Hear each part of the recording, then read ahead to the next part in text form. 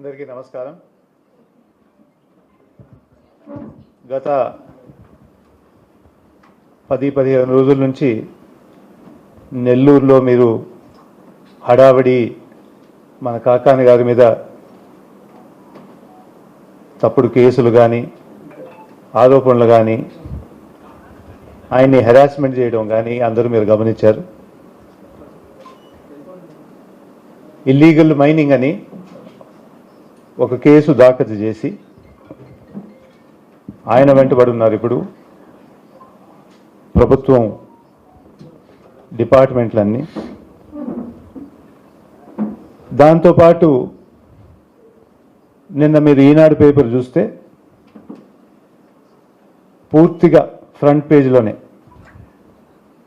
కాకాని గారి గురించి ఒక పెద్ద ఆర్టికల్ రాస్తూ ఆయన ఒక దోషి అని చెప్పేసి కూడా అందరికీ చాలా కేసుల గురించి మాట్లాడుతూ చెప్పారు. అదే ఈనాడు పేపర్లో మళ్ళీ ఈరోజు గమనిస్తే కోర్టు ఏం తీర్పిచ్చారంటే పర్యాప్తు కొనసాగుతుంది, వాస్తవాల మీద స్పష్టత లేదు, పూర్తి స్థాయి ఆధారాలు మా ముందు లేవు అని చెప్పి కూడా న్యాయస్థానం చెప్పడం జరిగింది. ఈనాడు పేపర్లో మాత్రం ప్రకటిస్తూ దోషిగా చెప్పడం జరుగుతుంది, కోర్టులో మాత్రం మా ముందు ఇంకా పూర్తిగా ఆధారాలు లేవని చెప్పడం జరుగుతుంది. అదే ఈనాడు పేపర్లోనే రాశారు. ఈరోజు పేపర్ చదివితే ఈ డీటెయిల్స్ అన్నీ రాసి కూడా చెప్తారు. అంటే మీ దగ్గర ఉండే ఆధారాలు కోర్టు ముందు ఎందుకు హాజరు చేయలేదు? మీరు మాత్రం దోషిగా చెప్తా ఉన్నారు, న్యాయస్థానం కూడా మా ముందు ఆధారాలు పూర్తిగా లేవని చెప్పడం జరుగుతూ ఉంది.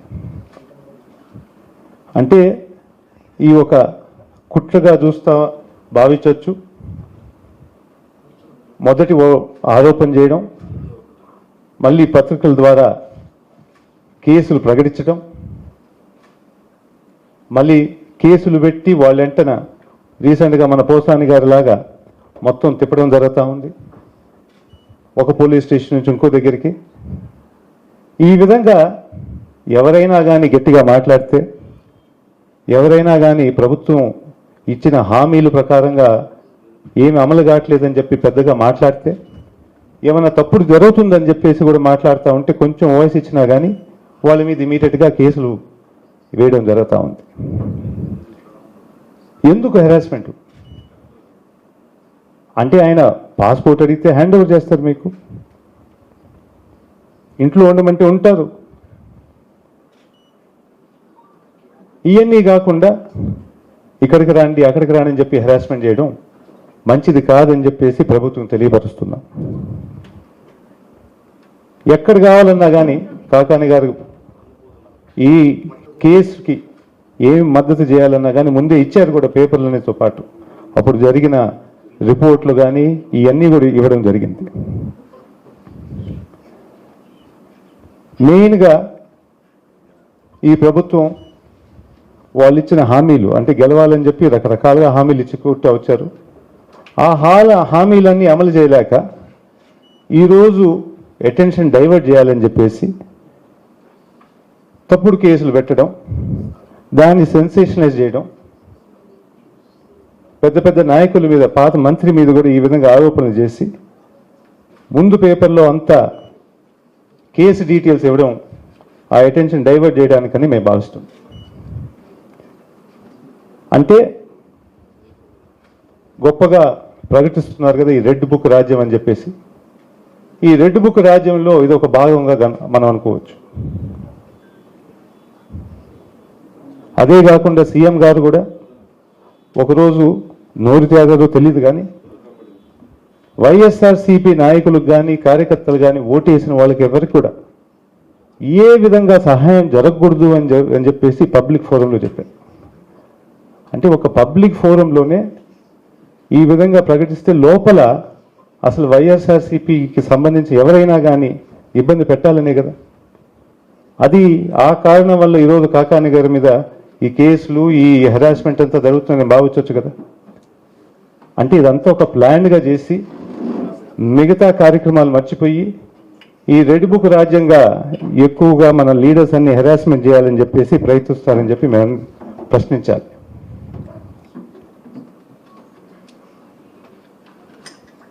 వైఎస్ఆర్సీపీకి 40% వచ్చింది, 40% ఓటేశారు.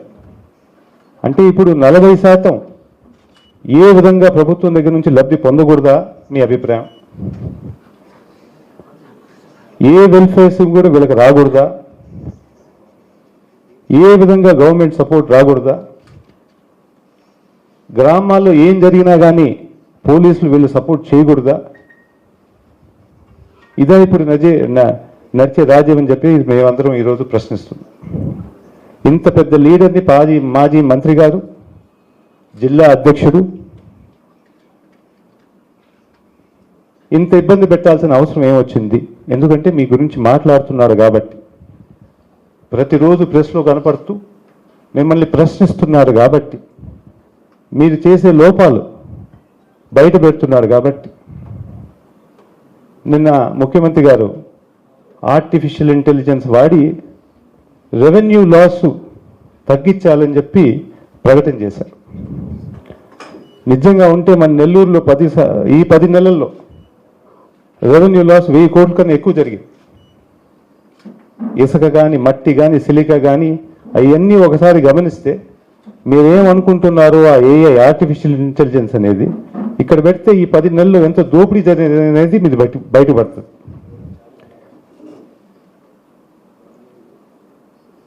ఇవన్నీ బయట పెడుతున్నారని చెప్పేసి ఈరోజు కాకాన గారి మీద పెద్ద ఎత్తున పోలీసు కానీ, మిగతా డిపార్ట్మెంట్లు కానీ, మైనింగ్ కానీ వీళ్ళందరూ వెంటబడి ఉన్నారు. మర్చిపోతున్నారు ఏంటంటే గత 40 సంవత్సరాల నుంచి, అంటే టీడీపీ 82 నుంచి ఉంది కాబట్టి అప్పటి నుంచి లెక్కేస్తే 20 సంవత్సరాలు టీడీపీ పరిపాలించింది, ఇంకో 20 సంవత్సరాలు కాంగ్రెస్ కానీ వైఎస్ఆర్సీపీ పరిపాలించింది. ఎవరు శాశ్వతం కాదు, ఎవరు కంటిన్యూస్గా పరిపాలించలేదు. అంతగా ఎందుకండి, మొన్న శ్రీలంక చూసుకోండి, 2019లో దిస్సినాయక్ అని చెప్పేసి 3% వచ్చింది ఆయనకి ప్రెసిడెంట్గా కంటెస్ట్ చేస్తే. అదే దిస్సినాయక్ గారు 5 సంవత్సరాల తర్వాత ఈరోజు ప్రెసిడెంట్గా కూర్చున్నారు, 45% ఓటు శాతంతో. ప్రజలనేది ప్రతి ఒక్కటి గమనిస్తున్నారు. మీరు చేసేది ఎక్కడ అవపడకుండా పోదు అని చెప్పేసి మళ్ళీ గుర్తు చేస్తుంది. ఇవన్నీ కాకుండా ఉగాది రోజు మళ్ళీ P4 అని చెప్పి ఒక కొత్త స్కీమ్ తీసుకొచ్చాం. పేదరికం తగ్గియాలని చెప్పేసి ఒక కొత్త స్కీమ్ తీసుకొచ్చారు. కానీ మీరు ఒకసారి ప్రతి గ్రామానికి రండి, పబ్లిక్ ప్రైవేట్ పీపుల్ పార్ట్నర్షిప్ అని చెప్పి పెడుతూ ఈరోజు జరిగేది ఏంటంటే ప్రతి గ్రామంలో పగ, పంతం, పోరాటం, గ్రూపు రాజకీయాలు తీసుకొచ్చి, కక్ష రాజకీయాలు తీసుకొచ్చేసి గ్రూపులుగా తయారు చేసి ప్రతి గ్రామంలో విభేదం తీసుకొచ్చేటట్టు ప్రయత్నం చేశారు. అదే జరిగేది ఇప్పుడు. ఒక సైడ్ ఏమో 40% మీకేం రాదు అని చెప్తా ఉన్నారు, ఇంకో సైడ్ వచ్చి P4 అంటున్నారు. ఏది అర్థం? ఒక్కటి దానికి కూడా కనెక్షన్ కూడా లేకుండా పోయింది. అంటే ఈ గత 10 నెలల్లో వీళ్ళ పరిపాలన అంతా చూస్తే వైఎస్ఆర్సీపీ ఉండకూడదు, ఎవరైనా మాట్లాడితే కొట్టండి, కేసులు పెట్టండి, సోషల్ మీడియాలో ఏమైనా రాస్తే వాళ్ళని కూడా తీసుకోపోండి, రాత్రి లేపేయండి, భయం పెట్టండి.